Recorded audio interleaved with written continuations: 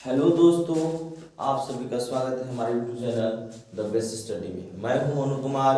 आज हम लोग बात करने वाले हैं झारखंड बोर्ड द्वारा जारी किया गया मॉडल सेट टर्म 2 का सब्जेक्ट मैथ का सेट नंबर 3। आज सेट 3 को हम लोग सॉल्यूशन करेंगे। तो हम लोग सेट नंबर 3 सब्जेक्ट मैथ का क्वेश्चन नंबर 1 स्टार्ट करते हैं। क्वेश्चन 1 है कि बिंदु -3 7 और 2 -3 के बीच की दूरी ज्ञात करना। इसको ए मान लीजिए, इसको बी मान लीजिए। दूरी सूत्र क्या कहता है? ये भी बराबर x2 - x1 के whole square plus y2 - y1 के होल स्क्वायर के अंडर रूट। x2 का वैल्यू कितना है? देखिए 2 माइनस x1 का वैल्यू कितना हुआ? -3। तो माइनस फॉर्मूला का हुआ तो 3 2 हो जाएगा, प्लस में 3 प्लस हो गया। y2 -3 माइनस y1 7 का स्क्वायर हुआ और ये लिए रूट। 3 2 5 का स्क्वायर 25, 7 3 -3 माइनस -3 माइनस 7 -10 -10 का स्क्वायर हो गया प्लस में 100 10 हो गया 125 25 5 125 यानी 5 रूट 5 आपका हो गया आंसर। इस तरह से इस क्वेश्चन को फिर से समझिएगा। ए का पॉइंट -3 7, बी का पॉइंट है 2 3 और यहाँ से दूरी सूत्र से हम ये भी निकालते थे x2 - x1 whole square plus y2 - y1 का होल स्क्वायर और x2 का वैल्यू हुआ 2 माइनस x1 -3 तो माइनस प्लस के स्क्वायर हो गया प्लस y2 -3 माइनस y1 यानी कि 7 -3 माइनस 7 -10 और -10 का स्क्वायर हो गया प्लस में 100 और 25 कितना हुआ जी? बोलिए 125 125 हुआ। 125 का हम जब तोड़ेंगे तो 25 का वर्गमूल हो जाएगा 5 और एक 5 बच के रूट अंदर रह गया। ये हो गया आपका आंसर। क्वेश्चन नंबर 2 आपको मालूम है क्वेश्चन चल रहा है सेक्शन ए का। दिया है sin a बराबर 3/5 तो यानी then cot a and sec a बराबर 8।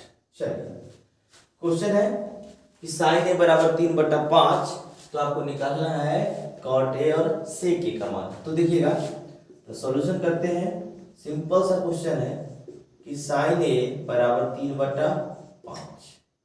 अब बताइएगा कि sin थीटा क्या होता है? तो लंब यानी कि p बटा कर्ण यानी कि h। अब ऐसे भी लिख सकते हैं। अब इसको फिगर हम बना देते हैं, फिगर से समझ में आ जाएगा अच्छा तरह से। जो मैंने सब में फिगर से आपको बनाया था पिछले वीडियो में भी।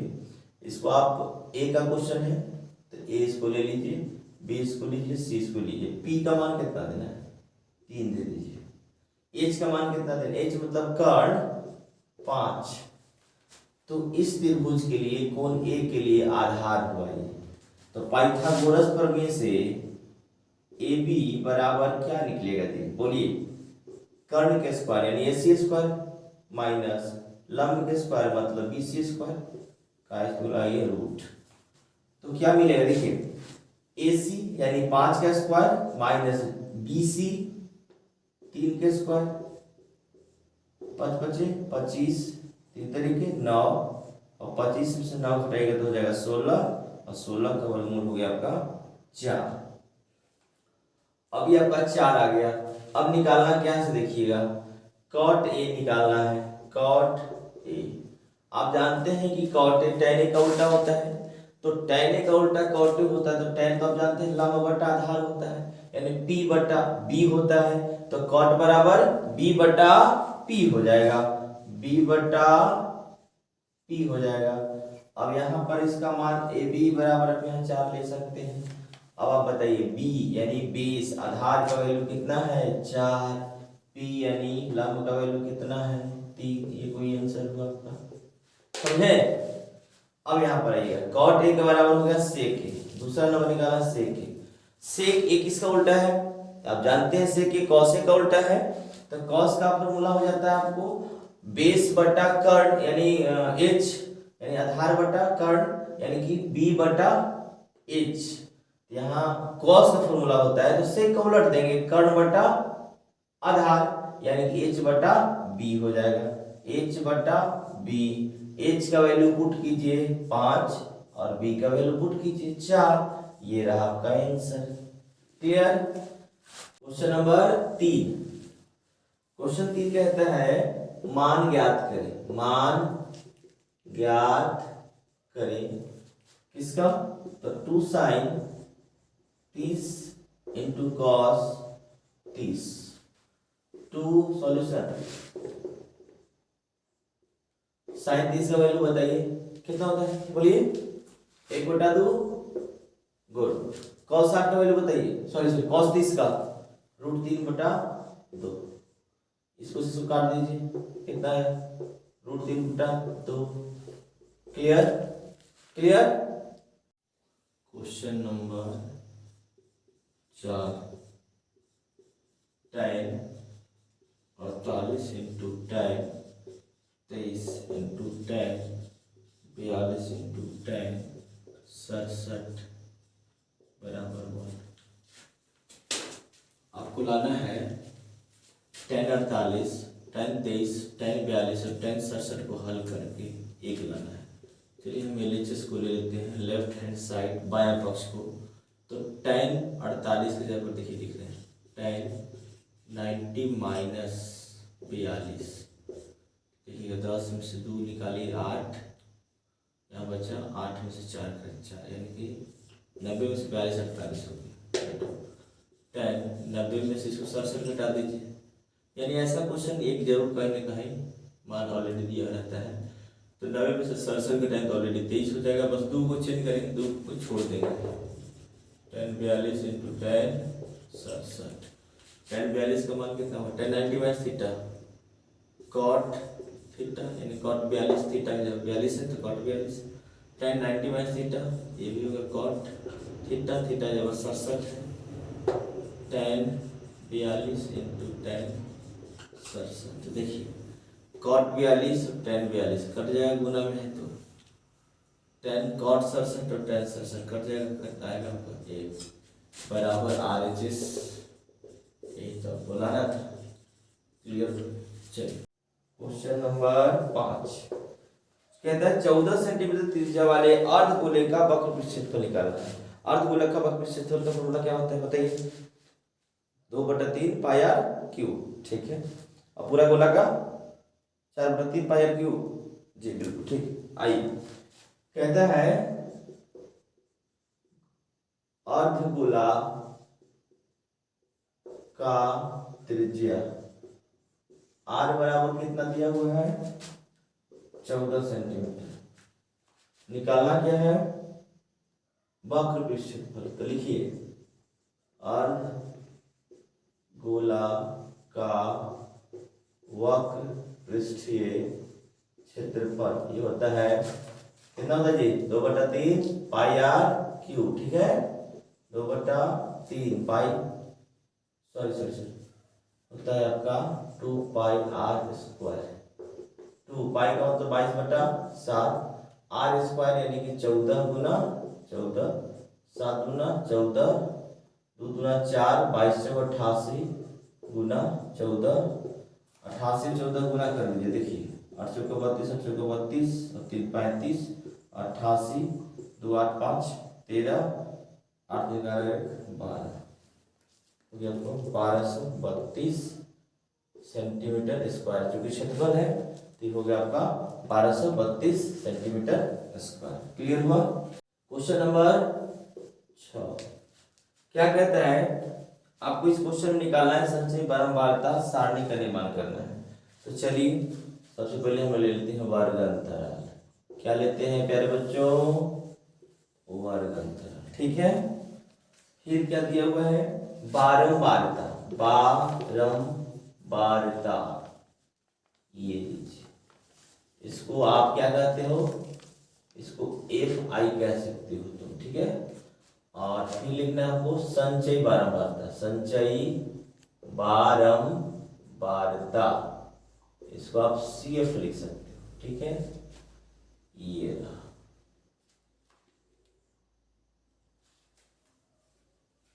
चलिए वाले अंतराल बोलिएगा 0.5, ठीक है, 5-10, 10-15, 15-20, 20-25, ये लीजिए।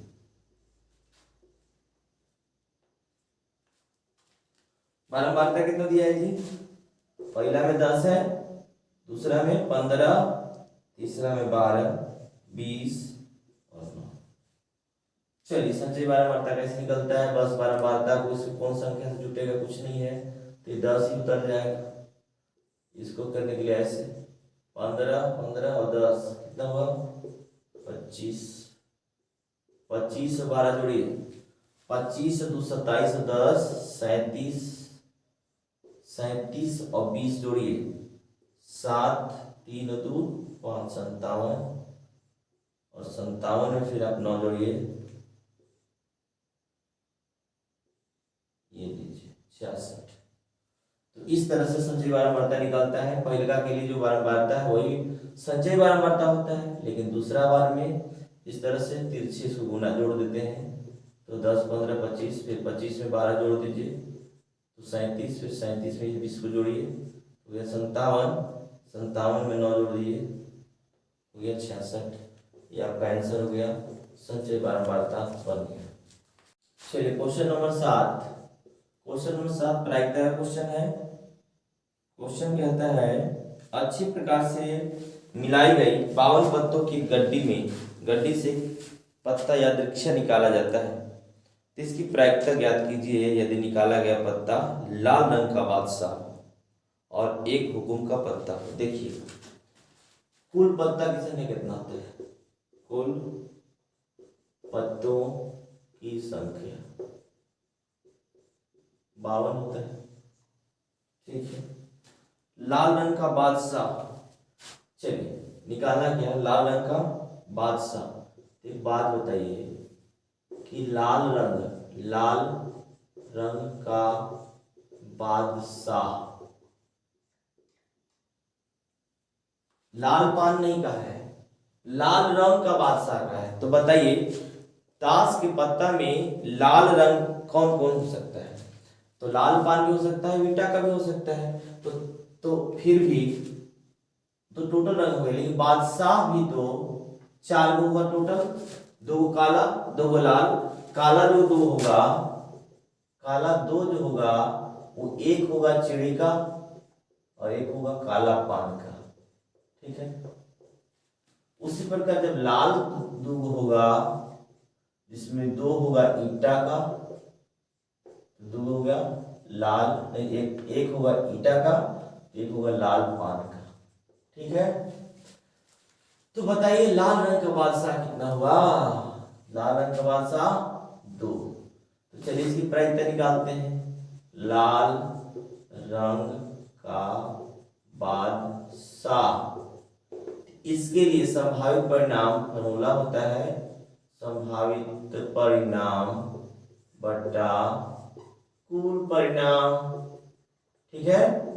संभावित परिणाम लाल रंग, 2 गो लाल रंग होता है पूरा पत्ता में, 2 गो लाल रंग के बादशाह होते हैं, इसका संभावित 2 हुआ, कुल 52, 2 से काट दीजिए 26 2 52 यानी 1/26, ठीक है।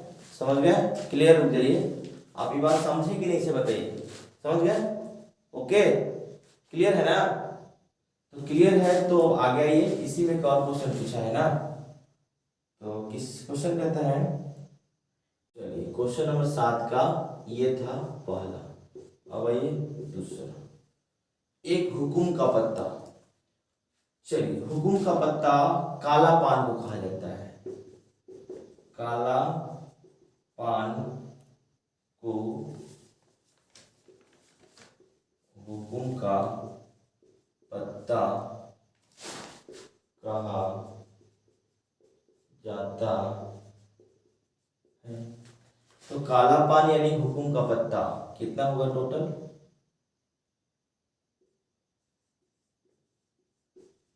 हुकुम का पत्ता, ये हो गया आपका 13। चूंकि याद रखिए 13 को लाल पान, 13 को काला पान, 13 को चिड़ी का होगा और 13 को ईंटा का होगा। तो 13 चौके 52। तो हुकुम का टोटल पत्ता कितना हो गया 13। इसकी प्रायिकता निकालिए, हुकुम का पत्ता, संभावित परिणाम 13, कुल परिणाम 52, 13 चौका 52, 1/4। समझ आ गया? कोई प्रॉब्लम? ठीक है, चलिए ओके। सेक्शन ए खत्म हो गया। अब सेक्शन बी का बात करते हैं। सेक्शन बी क्वेश्चन नंबर चालू होता है, स्टार्ट है आपका 8 से। बिंदु 4 कोऑर्डिनेट दिए गए हैं, इस क्रम में लेने पर एक समांतर चतुर्भुज के शीर्ष हो तो एक्स का मान है। चलिए एक आप समांतर चतुर्भुज ले लें, ए बी सी और ये रहा डी। ठीक है, पहला पॉइंट 1 2 मान के चलिए है, दूसरा पॉइंट 4y है, तीसरा पॉइंट x 6 है और चौथा पॉइंट 3 5 है। इसको मिला दीजिए आप, मिल गया। विकर्ण को मिला दिया, यानी कि b से d को मिलाया, bd विकर्ण हो गया, a से c को मिलाकर ac विकर्ण हुआ। अब एक जानते हैं, इसका प्रमेय है, समांतर चतुर्भुज के विकर्ण, समांतर चतुर्भुज के विकर्ण समद्विभाजित होते हैं, समद्विभाजित होते हैं। मतलब ई बराबर ई होगा, ई बराबर ई होगा, आपस में बराबर है। तो इस तरह से यहाँ पर जो x का वैल्यू होगा इस विकर्ण के लिए, वही x का वैल्यू इस विकर्ण के लिए होगा।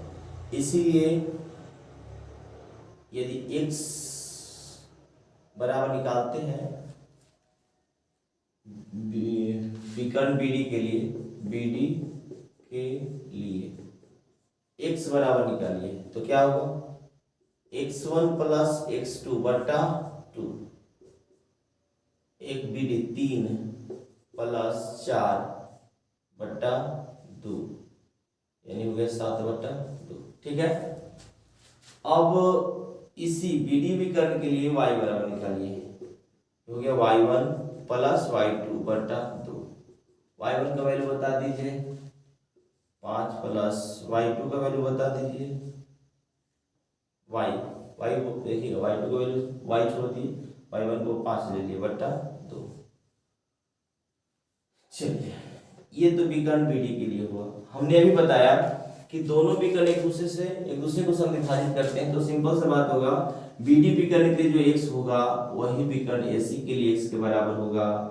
यदि BD का जो y का मान आएगा वही विकर्ण AC में भी y का मान आएगा। इसीलिए निकालते हैं विकर्ण AC के लिए। यहाँ x बराबर निकालिए, x1 प्लस x2 बटा 2। x बराबर क्या पाइएगा कि x1 का वैल्यू 1 है और x2 का वैल्यू देखिए खाली x है, तो 1 प्लस x बटा 2 ले लीजिए। ठीक है, फिर y बराबर निकाल लीजिए, y1 प्लस y2 बटा 2 कर दीजिए। y1 का वैल्यू कितना आ रहा है इसमें AC के लिए, तो 2 प्लस 6 2, y बराबर 6, 2 8 2 से भाग लिया तो हो गया आपका 4। देखिए ध्यान से,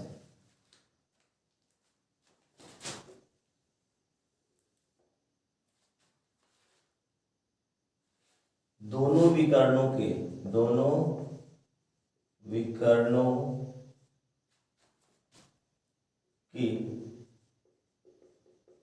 संगत निर्देशांक को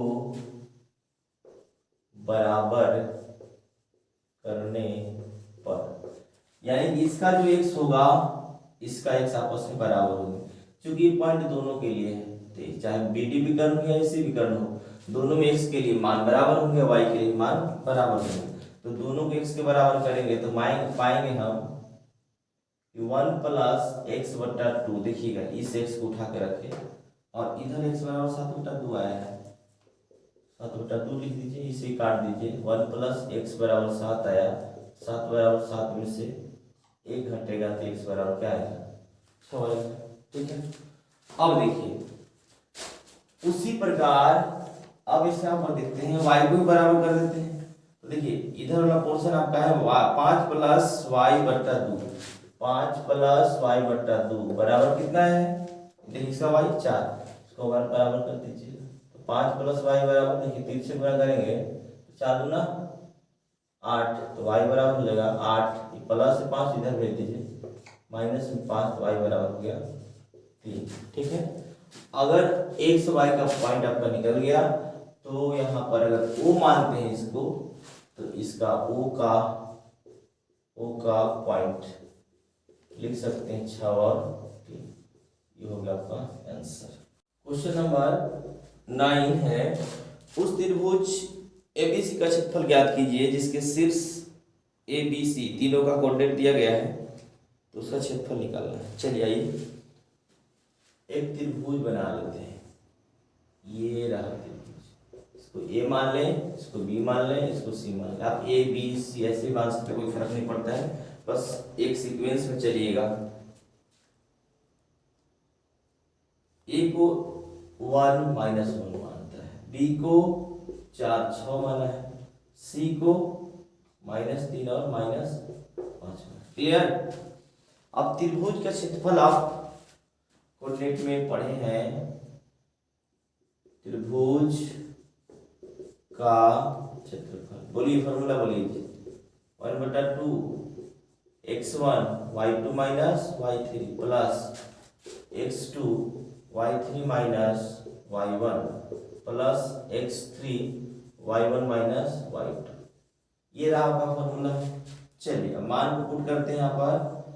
x1 देखिए यहाँ पर ध्यान से, मैं आपको क्लियर कर दूं कि इसको x1 मान लीजिए, इसको y1 मान लीजिए, इसको x2 मान लीजिए, इसको y2 मान लीजिए, इसको x3 मान लीजिए, इसको y3 मान लीजिए। चलिए क्लियर हो गया होगा, समझने में आ रहा होगा। तो x1 का वैल्यू कितना है देख लीजिए, लाइन से चलिए। x1 का वैल्यू 1 है, माइनस y2 6 माइनस y3, देखिए फॉर्मूला में माइनस है ना, और 5 भी माइनस में है, तो माइनस ही माइनस उधर हो जाएगा 5 प्लस में, प्लस x2 देखिए थोड़ा सा, x2 4, चलिए प्लस में है 4, y3 माइनस 5 माइनस y1, देखिए y1 -1 है, यहाँ पर ऑलरेडी माइनस है, तो minus minus plus x3 x1 x2 x3 का वैल्यू कितना है, माइनस में 3 है, तो प्लस नहीं लिखा है यहाँ पर, -3 लिखाएगा। y1 के देखिए तो -1 है, माइनस y2 कितना है,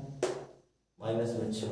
चलिए तो हल करिए, 6 5 11 में 1 से गुना करिए तो 11 रहेगा, प्लस 1 में से 5 घटाना था -4, और -4 को 4 से गुना कीजिए तो हो जाएगा -16, -6 -1 -7, -7 को -3 से गुना तो माइनस हो जाएगा प्लस, तो 70 ही हो जाएगा 21।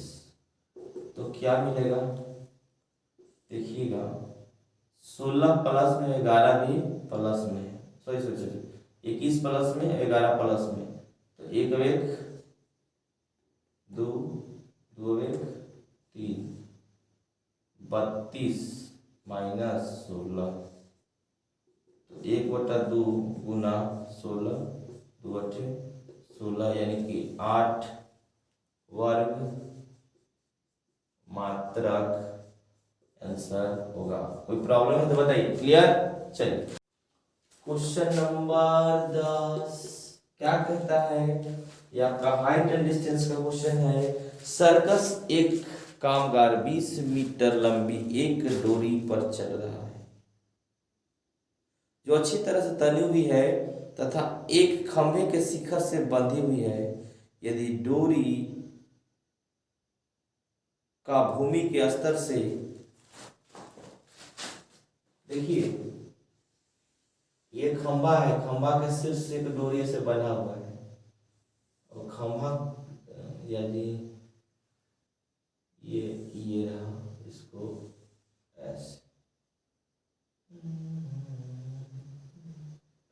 ये रहा। देखिए क्वेश्चन नंबर 10 कहता है कि सर्कस का एक कामगार 20 मीटर लंबी एक डोरी पर चल रहा है जो अच्छी तरह से तनी हुई है तथा एक खंभे के शिखर से बंधी हुई। चलिए आपका खंभा है, इसका मतलब खंभा हो गया, ये आपका डोरी हो गया, ठीक है। 20 मीटर ये है और कितना डिग्री कोण बना है, 30 डिग्री का। नाम दे दीजिए ए बी सी। निकालना कुछ है खंभे की ऊंचाई मतलब BC निकालना है। चलिए ये और ये में किसका संबंध होगा, इस कोण के लिए ये आपका लंब कर्ण हुआ, लंब कर्ण होता है साइन का, तो साइन ए बराबर लंब मतलब BC और कर्ण मतलब AC। तो चलिए साइन 30, BC का वैल्यू बता दीजिए, खंभा है तो BC को BC रह देते हैं, H भी लिख सकते हैं, कोई दिक्कत नहीं है।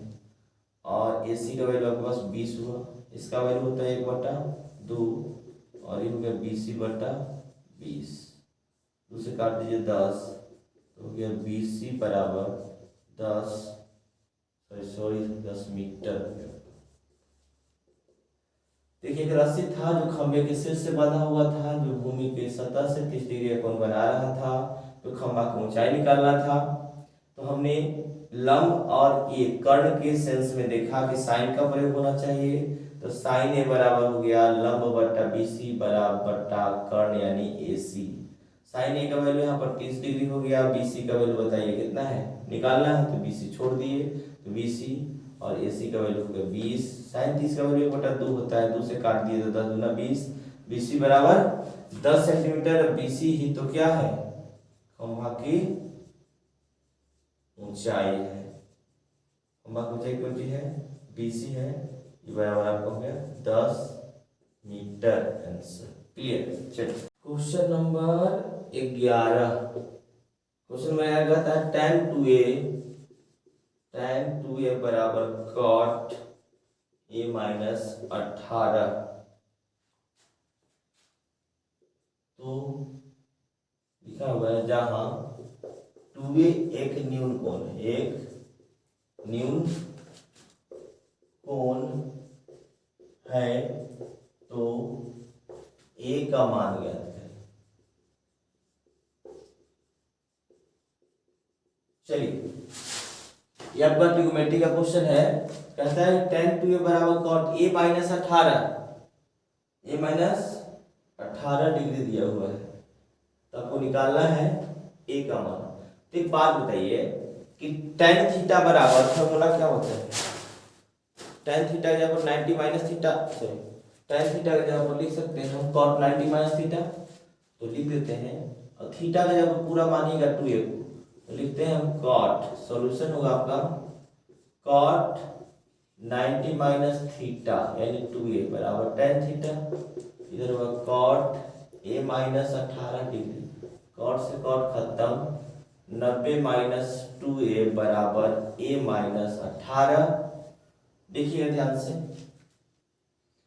2a को उधर भेज देते हैं और 18 को उधर ले आते हैं, ये 18 माइनस से इधर आएगा, कुछ हो जाएगा प्लस हो गया, और a था इधर, इधर से इसको ले गए तो ये हो गया माइनस से 2a प्लस में, तो 90 10 100 और 8 हो गया आपका 108 बराबर 2 3a, a बराबर 108/3, 3 तरीके 9 3 6 18, मतलब a बराबर 36 डिग्री हुआ। क्लियर। देखिए a बराबर tan 2a बराबर दिया था cot a माइनस 18 डिग्री, निकालना है आपको a का मान, तो tan थीटा बराबर लिखते हैं वो cot 90 माइनस थीटा, क्योंकि cot से cot काटना था, तो cot 90 माइनस थीटा बराबर tan थीटा, थीटा का वैल्यू पूरा ले लीजिए आप, 2a को थीटा मान लीजिए, तो cot 90 माइनस थीटा हो गया tan थीटा, tan थीटा जब इसको लिख दिए, और इधर था cot a minus theta 18 degree, ये से कट गया, तो 90 माइनस 2a इधर बचा, इधर a माइनस 18 बचा, 90 माइनस इधर ले प्लस 18 -2 ये -2 ये था, इधर माइनस उधर लेकर हो गया प्लस, 2 या 1 मिला के हो गया 3 है, इधर हो गया 108। ए बराबर गुना में था, आ गया भाग में, काट दीजिए, ए बराबर हो गया आपका 36 डिग्री। ये क्लियर हो गया। अब नेक्स्ट क्वेश्चन है आपका 12 और 13। 12 और 13 जो क्वेश्चन है आपके, 12-13 जो क्वेश्चन है ये आपका कंस्ट्रक्शन का क्वेश्चन है। कंस्ट्रक्शन रचना की क्वेश्चन है, जो आपको पिछली वीडियो में मैंने बताया था, इसमें बताता हूँ कि कंस्ट्रक्शन का क्वेश्चन बोर्ड पर नहीं बनाया जा सकता है, इसीलिए इसे कॉपी पर बनाकर इसका वीडियो अपलोड कर दिया जाएगा। अभी हम लोग चलते हैं सेक्शन बी का ही एक क्वेश्चन और बचा हुआ है, 14 नंबर। 12-13 कंस्ट्रक्शन क्वेश्चन हो गया, अब हो गया 14 नंबर। आइए